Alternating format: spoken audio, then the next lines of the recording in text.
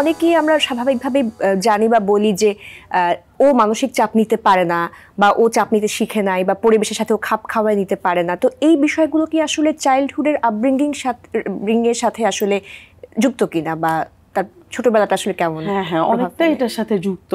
সাধারণত আমরা কি ধরনের পরিবেশে বড় হয়েছি, আমার বাবা মায়ের সাথে আমার সম্পর্কের ধরনটা কেমন ছিল, স্পেশালি আমার মায়ের সাথে আমার সম্পর্কের ধরনটা কেমন ছিল, তারা আমাকে কিভাবে দেখতো, তারা আমার সাথে কী রকম আচরণ করতো এবং তার রেসপন্সে আমি কি করতাম, তখনই কি হয় আমাদের মূলত প্যাটার্নটা তৈরি হয়ে যায় আমরা আমাদের এই বাহ্যিক পরিবেশের সাথে কিভাবে মানে ইন্টারাকশন করব। তো সেই জায়গাটাতে আসলে ওই আমরা এক একজন এক একভাবে চাপকে মোকাবেলা করি না, তো প্যাটার্নটা মূলত ছোটবেলায় তৈরি হয়ে যায়, এবার বড়বেলায় এসে আমরা প্রেজেন্টেশনটা হয়। এই ক্ষেত্রে যদি পারিবারিক প্রভাবটা তো অনেক বড়, সেই ক্ষেত্রে বাবা মার আসলে কেমন বাচ্চার সাথে ইন্টারাকশনটা হওয়া উচিত যে তাকে প্রতিকূল পরিবেশে খাপ খাইয়ে নিতে যে শেখার বা অভ্যস্ত করার যে একটা বিষয়, বাবা মার রোলটা আসলে কেমন হওয়া উচিত? আমি যেটুকু মনে করি যে বাবা মারা তাদের বাচ্চারা যেমন ঠিক সেভাবেই গ্রহণ করে নেবেন, মানে অ্যাকসেপ্ট করবেন। কিন্তু প্রবলেমটা হয় বাবা মারা বেশিরভাগ সময় না শেপ দিতে চায় তাদের আচরণে, আর তুমি এখানে বসো না, তুমি এটা করো না, এটা দেখতে হয় না, এভাবে বলতে হয় না। ইভেন বাবা মারা চায় যে তার বাচ্চার ভয়েসটা কেমন হবে ওটা উনি ঠিক করে দিবেন, যে এই ভয়েসে কথা বলতে হয় মানুষের সাথে। তো তখন কি হয়, একটা বাচ্চা সে সবসময় ভয়ে থাকে যে আমি কি যেন ভুল করে ফেলছি, বা আমি যদি আমার মতো হই তাহলে ওরা আমাকে ভালোবাসবে না বা অ্যাকসেপ্ট করবে না, তাহলে আমি ওরকম হই যেন সহজেই তারা আমাকে অ্যাকসেপ্ট করে। এর ফলে কি হয়, আমাদের যে ন্যাচারাল টেন্ডেন্সি কোনো একটা প্রবলেমে পড়লে ওটাকে এইভাবে আমি ফেস করব, আনন্দের সময় আমার রেসপন্সগুলো এরকম হবে, ওই জায়গাগুলো আস্তে আস্তে ব্লক হয়ে যায়। আচ্ছা। এবং স্বাভাবিকভাবে এবং বাবা মা যদি ওভার প্রোটেক্টিভ হয়, সবসময় ওনারাই সব ঠিক করে দিচ্ছেন, তোমার ডিসিশন মেক করে দিচ্ছেন। হ্যাঁ, ডিসিশন নিয়ে দিচ্ছি। ইভেন আমি এটাও বলে দিচ্ছি যে তুমি তো ছোট বাচ্চা, তোমার জন্য তুমি আইসক্রিম পছন্দ করো, তোমার জন্য চকলেট ফ্লেভার ভালো না, তুমি ভ্যানিলাটা খাও। তো সে তো ডিসিশন নেওয়াই শিখে না। ইভেন হয়তো আমি মা, আমার ঠান্ডা লাগছে, কিন্তু আমি আমার বাচ্চার কাছে সোয়েটার নিয়ে যে বলছি তুমি এক্ষুনি পরো, খুব ঠান্ডা। তো ও যেটা ফিল করছে সেটা আমি ফিল করতে দিচ্ছি না ওকে। তো ও অ্যাকচুয়ালি তখন ওই যে ডিসিশন নেওয়া, বোঝা যে আমার কি চেঞ্জ হচ্ছে, যখনই কোনো একটা স্ট্রেসফুল সিচুয়েশনে আমরা পড়ি, আগে থেকে কিন্তু আমাদের বডি আমাদেরকে কিন্তু একটা সিগন্যাল দেয় যে প্রবলেম হতে যাচ্ছে বা প্রবলেম হবে।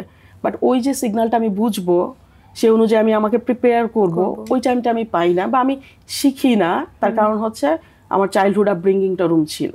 একদমই তাই ম্যাডাম। এই ক্ষেত্রে আমরা অনেক শুনি যে এখনকার বাচ্চারা খুব একাডেমিক স্ট্রেসের মধ্যে দিয়ে যায় এবং এইটার প্রভাবটা এতটাই বেশি যে অনেকে কিন্তু ড্রপ আউট হয় বা অনেকে সেলফ হার্ম সুইসাইডাল টেন্ডেন্সির মধ্যে দিয়েও আসলে যায়।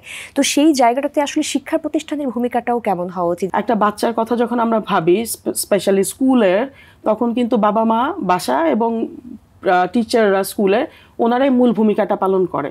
তো ওনারা যদি একটু বাচ্চাদের জাস্ট গাইড করা, এমন না যে ওদের সিলেবাসে চেঞ্জ এনে ওদের পড়াতে হবে, ওদের গাইড করা, ওদের কিছু কিছু ছোট ছোট টেকনিক শেখানো, যে এই টেকনিকগুলো ওরা সবসময় অ্যাপ্লাই করতে পারে, পড়ালেখার সিস্টেমটা ওদের কেমন হবে। আমাদের দেশে বা আমরা অনেকে এটা প্র্যাকটিস করি যে পরীক্ষা হয়তো বা কালকে বা পরশুদিন, আমি 2 দিন আগে বা আজকে নিয়ে বসছি পড়তে। এর ফলে কি হয়, আমার সময়টা থাকে খুব কম, যে 6 ঘন্টা এর মধ্যে আমাকে 10টা চ্যাপ্টার বা 5টা চ্যাপ্টার কভার করতে হবে। স্বাভাবিক ওটা আমার জন্য স্ট্রেস হবে। হ্যাঁ, তো ওখানটায় যদি আমরা একটু টিচাররা যারা, তারা যদি একটু গাইড করতে পারে তাদের, যে তোমাদের জীবনে 2 ধরনের কাজ থাকে, একটা হচ্ছে খুব আর্জেন্ট, আরেকটা কাজ হচ্ছে খুব ইম্পর্ট্যান্ট। কখনো কখনো কোনো সময় আর্জেন্ট আর ইম্পর্ট্যান্ট একসাথে হয়ে যায়, মানে জরুরি এবং প্রয়োজনীয়। তো কালকে আমার পরীক্ষা, আমার এখনো 5টা চ্যাপ্টার পড়তে হবে, তার মানে এটা কিন্তু আর্জেন্ট এবং ইম্পর্ট্যান্ট।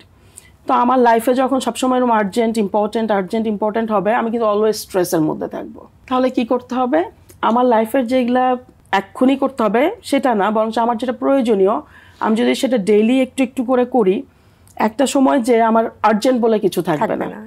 যেমন আমি যদি এক্সারসাইজ করি ডেইলি, তাহলে কি হবে, আজকে এক্সারসাইজ করছি, আজকে এটার রেজাল্ট পাবো তা না, কিন্তু একটা লম্বা সময় পরে যে আমি কিন্তু এটার রেজাল্টটা পাবো, ধারাবাহিকতা বজায়। তারপর আমি যদি আজকে থেকে একটু পড়াশোনা শুরু করি, আজকে অল্প পড়লাম, তারপর অল্প পড়লাম, 1 মাস পর পরীক্ষা, তখন আমার আর্জেন্ট বলে কিছু থাকবে না, কারণ আমি অলরেডি রেডি। ম্যাডাম আমরা এখন অনেক বেশি দেখি যে প্রোক্রাস্টিনেশন, তো কন্টিনিউয়াসলি হচ্ছে আচ্ছা আজকে না করি বা পরবর্তীতে করব, এই বিষয়গুলো এটা কি আসলে আরো বেশি মানসিক চাপকে বাড়িয়ে দেয় কিনা? প্রোক্রাস্টিনেশন অবশ্যই মানসিক চাপকে বাড়ায়, পাশাপাশি মানসিক চাপ যখন হয় প্রোক্রাস্টিনেশন বেড়ে যায়।